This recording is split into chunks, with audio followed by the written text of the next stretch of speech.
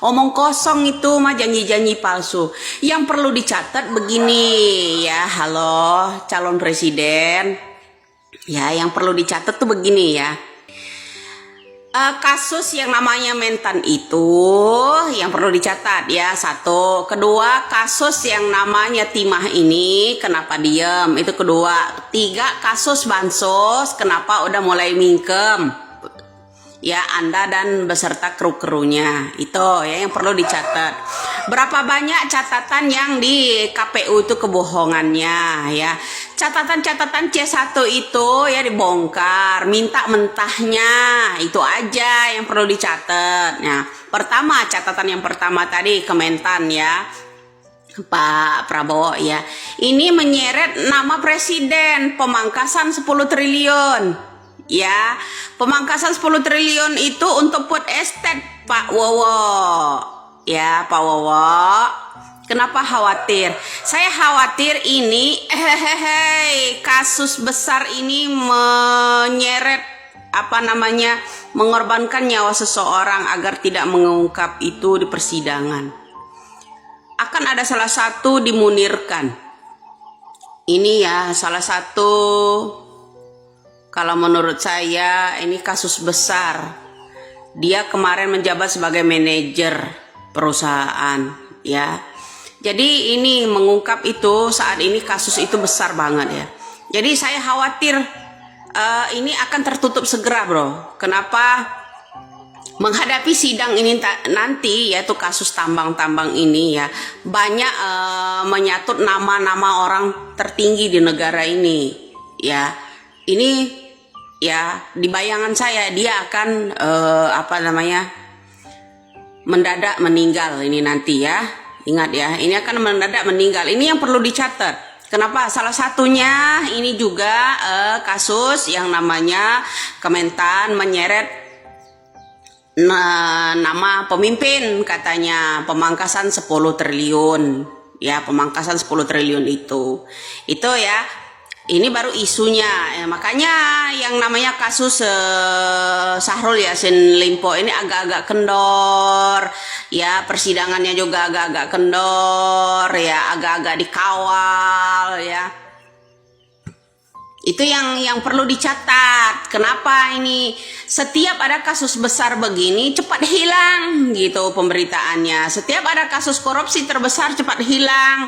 Nah, kemudian Papua di sana KKB bermain, OPM bermain gitu loh.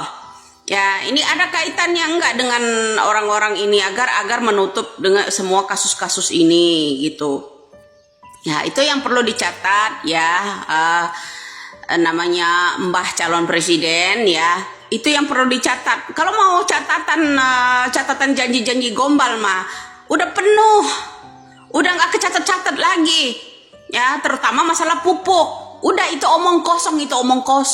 Ya, omong kosong itu. Ya, nggak perlu diiniin. Yang perlu dicatat ini kasus Timah 271 triliun, bansosnya hampir mencapai yang namanya 500 triliun.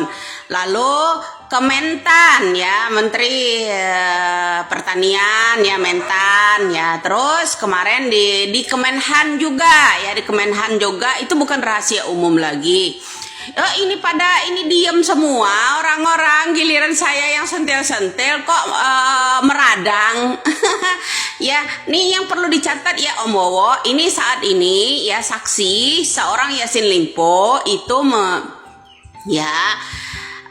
beberkan pemangkasan 10 triliun itu loh, yang untuk ke food estate. Food estate itu penanganannya siapa kira-kira Bapak calon presiden? Halo Bapak calon presiden, kira-kira food estate itu kemarin menyangkut nama siapa ya? Kegiatan siapa ya? Kok ada pemangkasan 10 triliun katanya itu isunya? Nah, berarti Pak Wiwi Esi Mukidi ya sama ini nih terlibat dong di Menteri Pertanian Syahrul Yassin Limpo ini. Ya tah? Kena dong. Ya makanya cepet-cepet diselesaikan ya kan, biar netizen diem, terus kemudian biar negara ini mingkem ya kan, uang 10 triliun itu pemangkasan untuk food estate kan, ya kan, semoga Indonesia ini diem semua ya kan, ngalahin BTS kemarin kan, kasus BTS kan. Nah, catatan-catatan korupsi yang terbesar-besar ini loh, Pak calon presiden yang perlu ini ya, Mbah calon presiden yang perlu dicatat. Catat. Pertama, kasus Menteri Pertanian ini yang perlu dicatat, melibatkan nama siapa aja pemangkasan 10 triliun itu. Ayo, catat itu. Pantasan ngebet, mau nggak mau harus menang. Nah, kedua, seharusnya ya netizen dan pengamat-pengamat politik yang namanya pembelian partai PSI kemarin harus diungkit juga. Jangan hanya yang namanya korupsi aja ya. Ada korupsinya enggak itu yang namanya pembelian partai PSI dibeli Kaisang itu. Ya itu kan jual beli, Bro. Ya. Nah, perlu tuh Grace Natali itu perlu diaudit dong pemasukan uangnya. Pada mingkem kan PSI sekarang ini jadi gembel kan itu ininya orang-orangnya kan, termasuk Niji segala macam itu kan sekarang ini jadi gembel politik kan. Nah itu bro ya, gembel-gembel politik itu ya udah mingkem, nggak mau nyentil soal partai, soal yang namanya pencalonan segala macam, sekarang pada kicep nih ya. Tuh perlu ya netizen angkat pemberitaannya, berapa besar sih pembelian yang namanya partai PSI itu ya. Ini kan melibatkan cawe-cawe bro, kemarin cawe-cawenya kan melibatkan presiden ya kan, melibatkan presiden untuk keluarga. Cawe-cawe itu kan untuk keluarga sendiri ya, perlu juga sih dikutik-kutik yang namanya pembelian partai dari tangan yang namanya Grace Natali ke tangan Kaisang. Berapa triliun kira-kira, berapa ratus miliar kira-kira. Ada pemeriksaankah pemasukan dana yang melalui orang-orang tersebut? Diam semua. Makanya mereka kan pada kicap semua, nggak mau menangkas namanya opini seseorang ya, komentar seseorang ya kan. Jangan dibilang kita ini bodoh bro. Nah makanya ya saya kembalikan lagi tadi mengenai catatan, katanya catat mengenai pestisida, pupuk segala macam. Ini catatan korupsi ini loh yang perlu dicatat, terutama di Menteri Pertanian Syahrul Yassin Limpo. Ya, jujur memang baru dengar ya ada isu PSI dibeli oleh Kaisang. Kita nggak tahu kebenarannya, tetapi ini barangkali opini dari Ibu Widya mengenai adanya sebuah transaksi politik kali maksudnya ya. Tapi ada angka-angka yang disebutkan miliaran rupiah dikeluarkan untuk membeli PSI. Oke lah, itu mungkin ada sebuah pemikiran mengenai hal tersebut, dan kita belum tahu apakah ada klarifikasi dari PSI nanti ya terkait dengan hal itu, atau dibiarkan begitu saja. Apakah video ini juga bisa sampai ke PSI, kita nggak tahu. Tapi saya yakin sih tidak lah ya, tidak ada pembelian itu. Saya menganalisa bahwa PSI merekrut Kaisang untuk mendapatkan pendukung Jokowi, tidak lebih daripada itu. Tapi rupanya tidak begitu signifikan ya.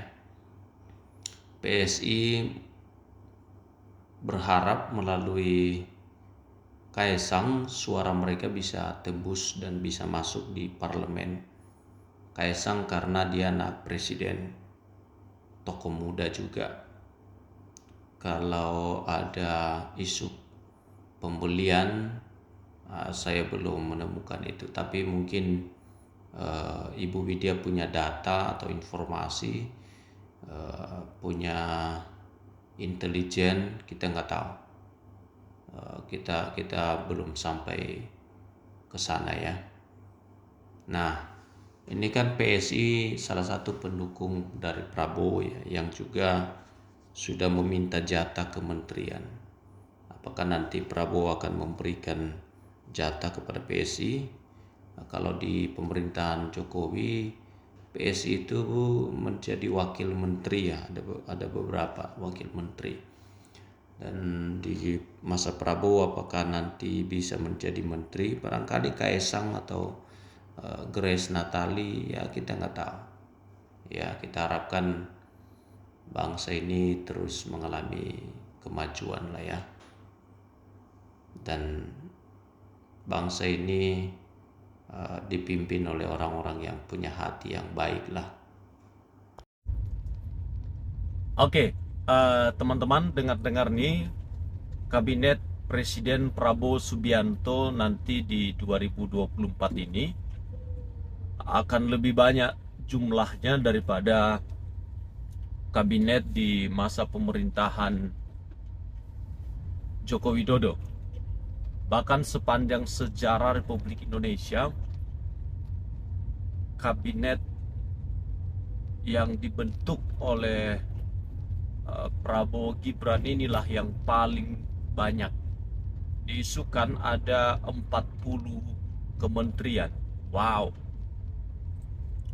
Belum lagi wakil-wakilnya. Jadi ada wakil menteri, wakil 1, wakil 2, dan wakil 3.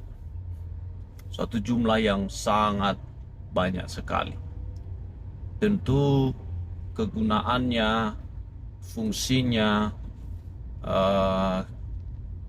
seperti apa kita nggak tahu.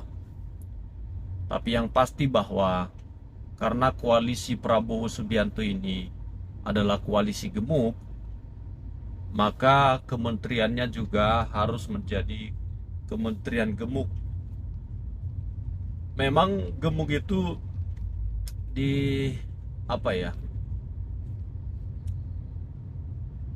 dicirikan bahwa dia agak-agak lambat ya. Namanya juga gemuk, nggak bisa lari, nggak bisa kencang.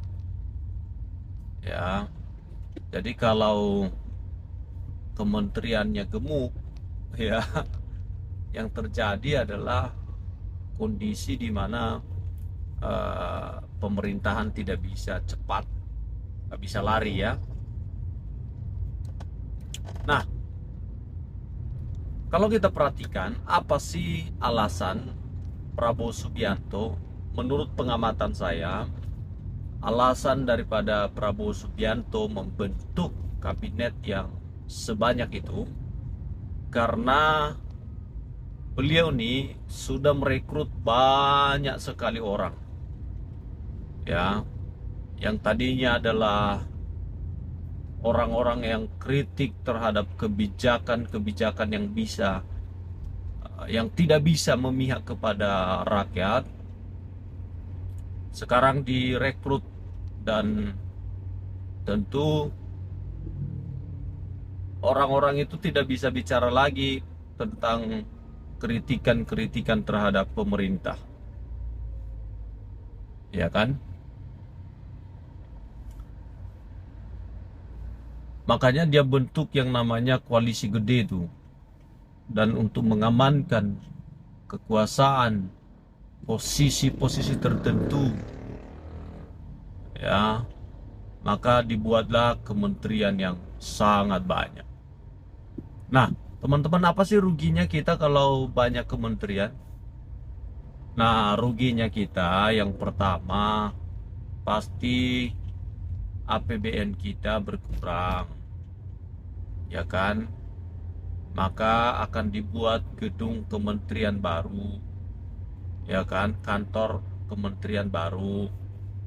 Kemudian maka akan ada itu kan suatu lembaga besar ya kalau kementerian ini. Maka nanti akan ada penambahan personil yang banyak sekali. Dirjennya ya sampai ke bawah tuh banyak. Komisarisnya dan seterusnya. Jadi kita khawatir ini hanya untuk kepentingan politik, kepentingan kekuasaan yang sebenarnya tidak ada urgensinya selain daripada urgensi kepentingan politik, ya, urgensi bagi-bagi kekuasaan. Selain daripada itu, kegunaannya apa? Kalau selama ini sudah berjalan dengan baik, oke lah. Kalau penambahannya barangkali satu, ya kan, yang dirasa kurang maksimal selama ini dan diperbaiki, masih oke. Tapi ini banyak sekali, 40 kementerian loh guys, banyak banget itu. Negara mana di dunia yang mempunyai kementerian sampai 40 bagian? Wow, luar biasa ya. Barangkali Indonesia lah pemecah rekornya di masa pemerintahan Prabowo Gibran nanti.